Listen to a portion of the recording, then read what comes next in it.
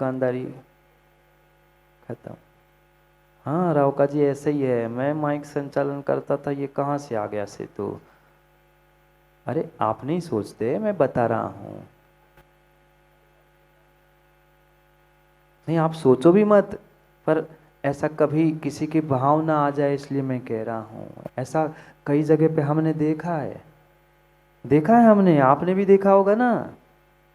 तो सोचो, गुण हम दूसरों को तभी, दूसरों के गुण तभी देख सकते हैं जब हमारे भीतर कुछ गुण हो। मैं यही यही गुण तक पहुंचाना चाहता हूँ कि दूसरा कुछ गुण जीवन में प्राप्त कर पाओ नहीं कर पाओ, पर एक एक एक गुण जीवन में प्राप्त कर लो, दूसरों के गुणों को देखने का,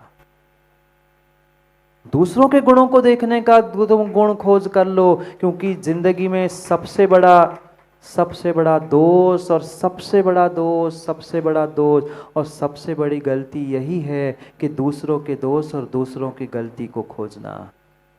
जब दूसरों के दोष को खोजना दोष है, तो दूसरों के गुणों को खोजना मेरा गुण होगा ना। मैं अपने गुण तक ही पहुंचना चाहता हूं, मैं भीतर के जगत तक पहुंचाना चाहता हूं। यहां आज उसी गुणों तक पहुंचाने के लिए काम कुमार नंदी महाराज समझाने वाले हैं। पर हम तभी अपने भीतर के गुणों तक पहुंच सकते हैं, सतह तक नहीं, गहराई तक पहुंच सकते हैं, जब कभी हम दूसरों के गुणों को देख ले। जब कभी हमें आज तक दूसरों में गुणवान नजर पड़े। मात्र मंदिर में कहने से काम नहीं होगा, गुणी जनों को देख हृदय में मेरे मेरे द्वेष उमड़ावे। नहीं भैया ऐसा मत करो, मेरे प्रेम उमड़ावे, प्रेम उमड़ावे तो मेरा बहुत बड़ा गुण, बहुत बड़ा गुण, बहुत बड़ा गुण जो मनुष्य पर्याय में प्राप्त हो सकता है वो मिल गया, ये विश्वास मानो। बहुत गजब की बात आज 17 नंबर के श्लोक में कह रहे हैं, पढ़ते हैं। क्या कहना चाहते हैं काम कुमार नंदी महाराज? 17 नंबर के श्लोक में वह गुणवान की ही परीक्षा कराना चाहते हैं कि सबसे श्रेष्ठ गुण मनुष्य का अगर कुछ है जिससे उसका मनुष्य नाम पड़ा है, उसको ही यहाँ पर कह रहे हैं। पढ़ते हैं बस 17 नंबर के श्लोक को, आचार्य महाराज क्या कहना चाहते हैं आपके सामने है। सभी मेरे बाद में पढ़ने का प्रयास करना। विगत कलमश मानसस्य चे दधच कोमल वांग मधुराक्षरा वपुषि चंचलता यदि नास्ति वा सतु भवे दीह कोपि गुणाकरः। पढ़ो। विगत कलमश मानसस्य चे, जिस मनुष्य ने अपने भीतर के कलमश को, कसायों को, पापों को, दोषों को नष्ट करते हुए दधच कोमल वांग मधुर अक्षरा, मधुर कोमल मीठे वचनों के द्वारा ही जो हर पुरुषार्थ, हर व्यवहार करता है, बहुत बहुत सोच समझ कर सुनना। कोमल वांग मधुर अक्षरा, कोमल वचनों के साथ, मधुर अक्षरों के द्वारा। मधुर अक्षर, अक्षर क्या चखेंगे? क्या विशेषण दिया है नीतिकार ने? अक्षर मतलब तो, अक्षर तो कान से सुनते हैं ना, अक्षर तो कान से सुनते हैं, और मधुर रस तो मुख से लिया जाता है, रस तो मधुर मुख से लिया जाता है, फिर अक्षर मधुर कैसे? मात्र कानों को ही प्रिय लगना नहीं, पूरे सर्वांग को मधुर लगे। जैसे जैसे मुख में रखा हुआ लड्डू, मुख में रखा हुआ पेड़ा, कभी कभी कभी आदेश भाई मीठा खाया? मुख में रखते हैं मीठा, पर पूरा शरीर ऐसा रहा। आप लोगों ने अभी मीठा खाने का भी शायद आनंद नहीं लिया। कब खाया फटाक भाग गए, क्या खा के देख लेना, एक मीठा, मात्र इतना सा मीठे का टुकड़ा तुम जिह्वा पे रखते हो, पूरा शरीर मीठा, पूरा रोमांचित हो जाता है। फिर सोचना, जब एक इतना सा टुकड़ा मुख में रखने पर मधुर हो जाता है, तो ऐसे ही तुम्हारे अक्षर ऐसे मधुर होने चाहिए कि तुम्हारा पूरा जीवन, तुम्हारा क्या, सुनने वाले का भी पूरा जीवन मधुर हो जाए। ऐसा मधुर अक्षर कहा है। क्योंकि जितना मीठे का आनंद नहीं आता ना, जितना मीठे का आनंद मां नहीं आता ना, उससे कई अधिक आनंद उस मीठे वाणी का आता है। अनुभव करके देख लेना। खूब अच्छा मीठा खिलाना, जाते हो गाली दे देना, काय को आए थे खाने आते रोज के रोज, वो कहेगा कहाँ से खिलाया। और रूखा सूखा भी माँ खिला देना, प्रेम सम्मान बहुत मीठी बातों से खिला देना, वह रूखी रोटी और वह पानी भी मीठा लगता है।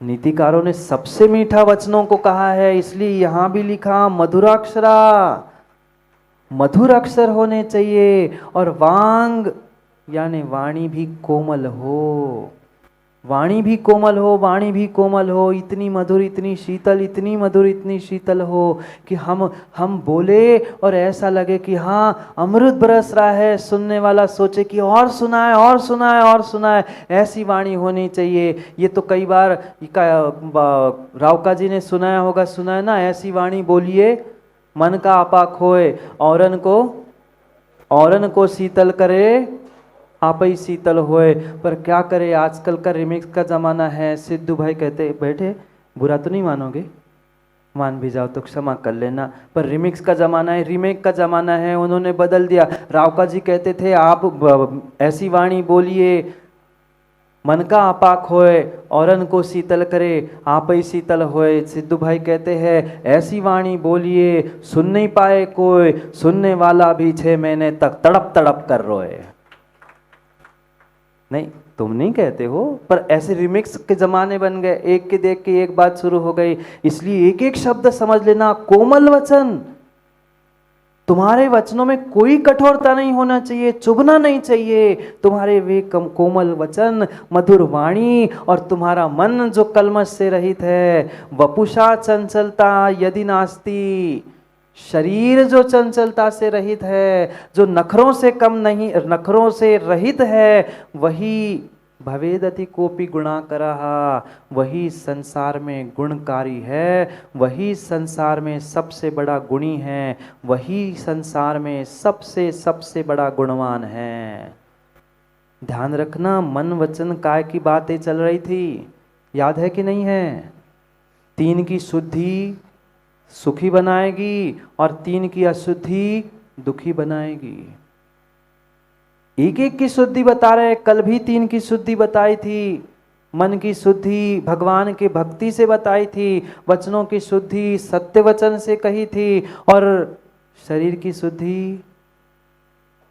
शुद्धि दान से, यात्रा से, पूजा पाठ अनुष्ठान से बताई थी। ये सौभाग्य है लखनऊ वालों आपके। पता नहीं कौन से 2024 में आपके पुण्य जागृत हुए कि गुरुजी ने बिना पूछा ताछे, और हमें तो समाचार ही संजीव भाई नहीं मिला, पत्र ही सीधे हाथ में पहुंच गया। ये आप सभी का पुण्य का उदय है। पुनः मौका मिले जरूरी नहीं है। जो मिल रहा है उसे लूटने का प्रयास करो। भक्ति गंगा भी बहेगी विधान में, ज्ञान गंगा तो प्रतिदिन बह ही रही है। संयम और त्याग तपस्या की गंगा शिविर में बहेगी, और ज्ञान की गंगा पुनः विद्वानों के संगोष्ठी के माध्यम से बहती रहनी है। तो जो लूट सको लूट लो, मुझे मत लूट लिया। और लूट सको तो रावका जी मुझे भी लूट ले जाना, देखते हैं किसमें लूटने का दम है। सोच लो, विचार कर लो। जो मनुष्य कोमल वचन, मधुर अक्षर और पाप रहित, मतलब कलमश से रहित जो मन है ऐसे, और शरीर की जो चंचलता है, कभी इधर कभी उधर, कभी ये नहीं, इससे जो रहित है, वही संसार में सर्वश्रेष्ठ गुणवान है, गुण का धारी है। कोमल वचन कब निकलेंगे? कोमल वचन कब निकलेंगे? मधुर अक्षर कब निकलेंगे? जब गुणी जनों को देख हृदय में मेरा प्रेम उमड़ आवे। हम गुणीजनों को हृदय में देखेंगे, प्रेम उमड़ आएगा, तब अपने आप अपने आप अपने आप। क्यों माँ? बेटा दिखता है, छोटा सा बालक दिखता है, मुख से तोतली भाषा बनावटी निकलती है? नहीं निकलती। कोई भी हो, कितना बुजुर्ग से बुजुर्ग हो, कितना कैसा भी क्यों ना हो, पर खिलखिलाता हुआ एक छोटा सा नन्हा सा बालक अगर किसी के गोद में दिखता है, उसकी गाल पकड़ कर चुचू, क्यों? उसकी जैसी भाषा क्यों? उसके जैसे मीठे मीठे शब्द क्यों निकलते हैं? अपने आप निकलते, अपने आप निकलते हैं। क्यों? क्योंकि उसके प्रति अपने आप प्रेम बरस रहा था। ऐसे उस बालक के प्रति जैसे प्रेम बरसती मीठे शब्द निकल पड़ते हैं, भले ही भाषा तोतली क्यों ना हो, उसकी भाषा में उसके जैसा मीठा बोलने का प्रयास करते हैं। ऐसे ज्ञानियों धर्मात्मा के प्रति, चाहे वह 80 साल का हो क्यों ना हो, उस धर्मात्मा के प्रति धर्मात्मा के रूप में अगर प्रेम और वात्सल्य बहने लग जाएगा ना, तो अपने आप प्रेम की भाषा झलकने लग जाएगी, बनावटी नहीं निकलेगी। बनावटी भाषा नहीं कह रहे हैं, अपने आप कोमल वचन मधुर अक्षर। इसलिए तीसरी बात कही है कि पाप से रहित, कल विगत कलमसा, पहला शब्द पढ़ लो। नहीं तो छल करके मीठा बोलने वाले बहुत होते हैं, बहुत होते हैं, बहुत होते हैं। व्यक्ति यही समझता है पाटू जी मीठा बोल बोल के बोल बोल के मैं महाराज को अपना बना लूँगा। वो समझ नहीं पाते महाराज भी बहुत बड़े वाले हैं। हाँ, कई स्थानों पे ऐसा बोलते, उनको लगता है महाराज को समझ में ही नहीं आता। ये आप भी समझते हो कि मीठी चिकनी चुपड़ी बातें कौन बाहर से कर रहा है और कौन अंदर से कर रहा है, नहीं जानते ना माँ? बोलो ना, फिर आप जानते हो, हम नहीं जानेंगे। हर कोई जानता है। इसलिए नीतिकार आचार्य महाराज काम कुमार नंदी पहले कह रहे हैं, विगत कलमसा मानसस्य। कलमस मतलब पाप, छल, कपट, दोष आदि से रहित होकर जिसका मन है, जिसके वचन कोमल और अक्षर कठोर मधुर है और शरीर भी शांत है। मन हो गया निर्मल, वचन हो गए कोमल और शरीर हो गया अचंचल, तीनों हो गए स्थिर और हो गए तुम गुणवान, हो गए शुद्धि, हो गए पुण्यात्मा। बस और चाहिए क्या है? समय भी हो गया है खिसकने का, मतलब जाने का समय हो गया है। समय हो गया है, मधुर हो जाओ, मधुर हो जाओ, मधुर हो जाओ, कोमल हो जाओ। हमारा मन, हमारा वचन, हमारा काय, प्रत्येक प्रत्येक प्रत्येक पुरुषार्थ कोमलता से, मधुरता से हो। कई बार मैं कह चुका हूँ, कहना ही है तो प्रेम से कहो ना। क्या जाता, क्या रुतबा घट जाता, क्या इज्जत कम हो जाती, पर नहीं, ऐसे मत करना से तो भाई 6 महीने तक तड़प तड़प के रोए। ये सत्य है, ऐसा कई जगह हमने देखा। इसलिए कह रहा हूँ, मधुरता चाहिए जीवन के प्रत्येक कार्य में, मधुरता चाहिए। जितना मीठापन होगा उतना ही लोग तुम्हें पसंद करेंगे, उतना ही लोग तुम्हें पसंद करेंगे। पर जैसे बनावटी मीठापन होता है, उससे डायबिटीज़ ज़रूर होती है। बनावटी मीठेपन से डायबिटीज़ होती है। जो हद से ज़्यादा होती है ना, ध्यान रखना, हद से ज़्यादा कहीं मिठास हो, हद से ज़्यादा कहीं व्यवहारिकता समझ में आए, वहाँ पक्का है कभी दाल में कहीं कहीं दाल ही काली होती, बात अलग है, पर अक्सर दाल में काला देखने में आता है। इसलिए ज़्यादा मीठा खाने से जैसे डायबिटीज़ होती है, ऐसे नेक या फेक उस मीठेपन से वह डायबिटीज़ हो सकती है। इसलिए सोचो समझो, समय हो गया है, हमें गुणवान बनना है। भीतर झांक के देखो, जो कुछ भी कहा है, जो कुछ भी समझा है, दूसरों को झांकने, दूसरों के लिए नहीं, हम अपने आप के लिए समझे, अपने आप के लिए पहचाने और झकझोर जाए अपने आप के लिए कि मेरे भीतर कितने गुण हैं, मैं दूसरों के गुणों को पहचानूं। ये कोमलता, ये मधुरता, ये कलमश रहित मेरी मन की स्थिति मुझे प्राप्त हो जाए भगवान, और कुछ नहीं चाहिए, और कुछ नहीं चाहिए, और कुछ नहीं चाहिए है। करेंगे अभी बहुत कुछ चर्चा, बहुत कुछ रहस्य की बातें। ऐसा अद्भुत ग्रंथ है, ऐसा अद्भुत ग्रंथ है कि एक एक पदों पर अगर चर्चा की जाए तो घंटों घंटा चर्चा हो, पर समय उतना ही है। श्लोक 100 ही है और दिन तो उससे भी कम बचे।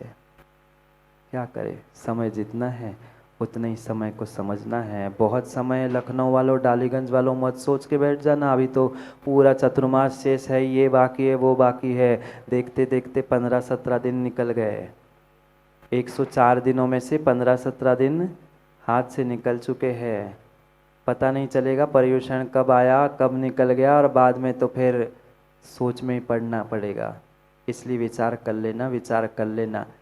जो आने वाले समय में अद्भुत अद्भुत अद्भुत निमित्त आपको प्राप्त होने वाले हैं। शायद शायद पी.के. जैन साहब, भूतो न भविष्यति विधान भी आज तक मतलब हुआ होगा 25-30 वर्ष, 25-30 वर्ष का, 5 वर्ष का तो इतिहास पता नहीं रहता।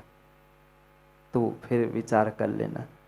और शायद मेरे हिसाब से तो पर्युषण में शिविर इतने अभी तो लोगों को यही लग रहा है कि हुए हैं बहुत सारे, पर जब नहीं होगा ऐसा निवासी शिविर तो शायद संजीव जी तो कह रहे नहीं हुआ है।